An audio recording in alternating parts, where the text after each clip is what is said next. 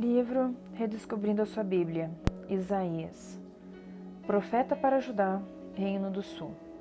Período 740 a 680 a.C. Reis de Judá: Uzias, Azarias, fiel, 52 anos de reinado. Jotã, fiel, 16 anos de reinado.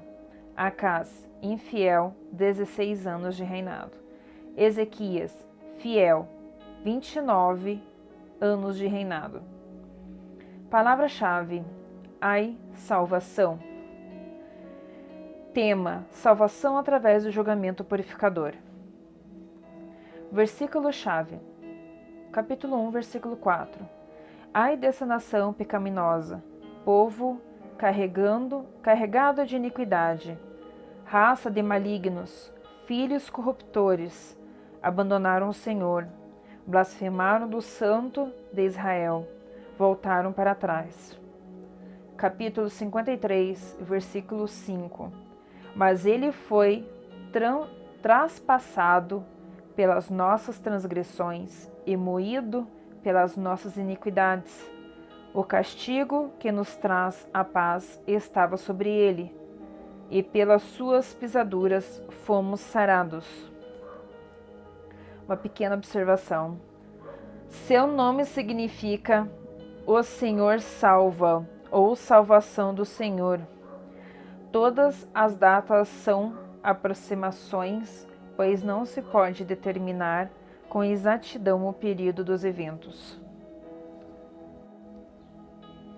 Isaías é considerado o maior dos profetas escritores e conhecido como o profeta evangélico, pois apresenta a mais e completa, clara exposição da graça de Deus e do Evangelho do Senhor Jesus Cristo, que se pode encontrar em todo o Antigo Testamento.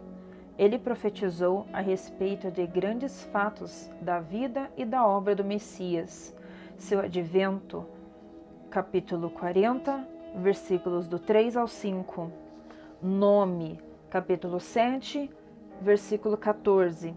Nascimento virginal, capítulo 7, versículo 14.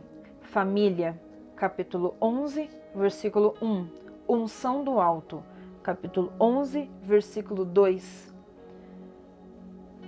Caráter e obra, capítulo 11, versículos do 3 ao 5. E capítulo 42, versículos do 1 ao 4. Sofrimento e morte expiatória, capítulo 53, versículos do 1 ao 12. Ressurreição, capítulo 25, versículo 8. Governo, capítulo 9, versículos 6 a 7. E reinado, capítulo 11, versículos do 6 ao 16. Isaías é citado no Novo Testamento mais do que qualquer outro profeta.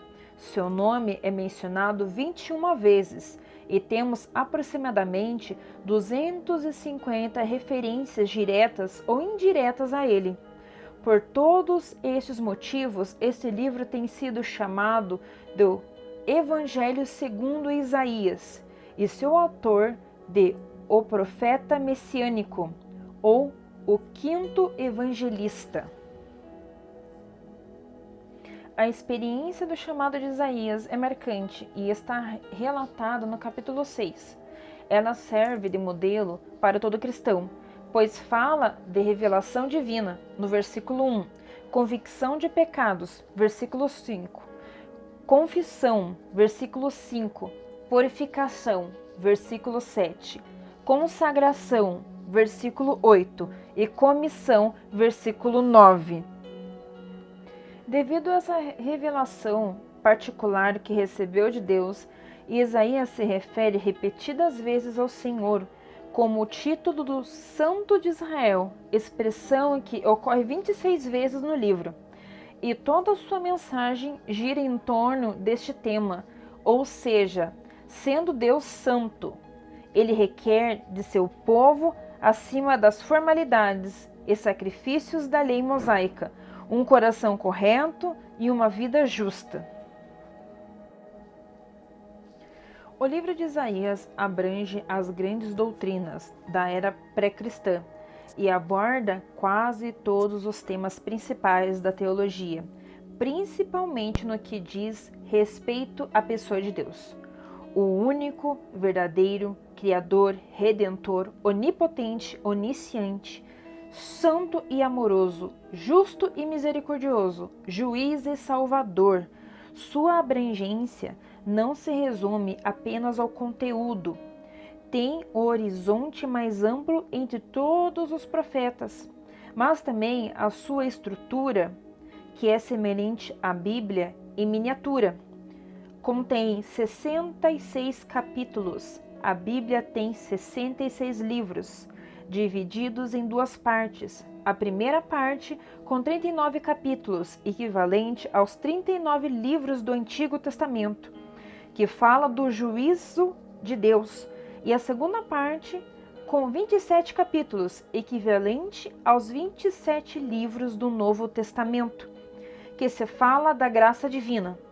Essa segunda parte, assim como o Novo Testamento, começa capítulo 40, com a voz que clama no deserto, referindo-se a João Batista, e termina capítulos 65 e 66, descrevendo os novos céus e a nova terra que serão criados por Deus, reportando-se ao final do livro de Apocalipse. O capítulo 53 é o coração de todo o Antigo Testamento, pois prediz claramente a morte do Messias.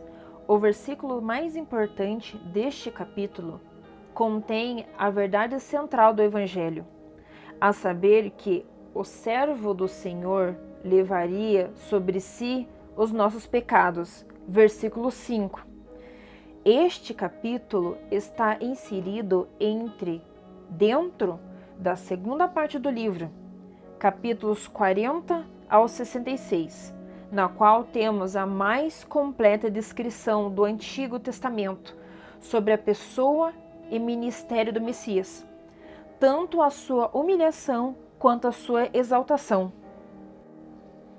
Durante a época de Isaías, a segurança de Judá estava ameaçada pelo Império Assírio, que estava em ascensão e queria conquistar Israel, reino do norte, em breve. Isto levou o rei de Judá a fazer aliança com o Egito. Isaías, no entanto, aconselhou que buscassem apoio em Deus e não em uma nação pagã, liderada por um governante terreno. O profeta também denunciou o ritualismo vazio dos seus dias e a idolatria que havia crescido assustadoramente. Ele clama a nação ao arrependimento, pois, caso contrário, o juízo de Deus viria. Esta é a mensagem da primeira parte do livro e também o nome do seu primeiro filho. Porém, depois deste momento, o próprio Deus teria misericórdia do seu povo e restauraria. Esta é a mensagem da segunda parte do livro e também o nome do seu segundo filho.